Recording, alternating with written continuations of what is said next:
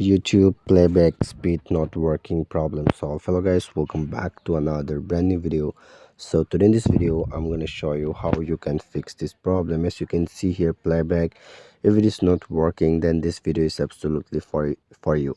So please don't forget to hit the subscribe button so that I will be motivated and bring up more informative videos for you. So as you can see here, this is a video, and if you're trying to uh, make it speed or whatever you want to do, but it is not working, then this video is absolutely for you.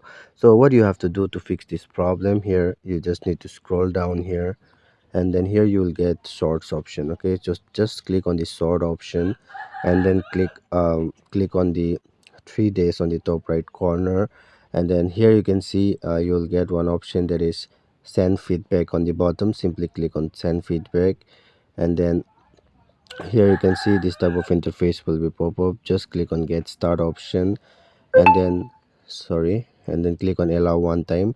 Now here you have to write my playback is not working. Just you need to send like this, and then now here you'll get an you just need to send a screenshot of your playback. And if you don't want to send, it's okay, just go back, and then after this you can play and check. Your problem will be absolutely solved. Thanks for watching.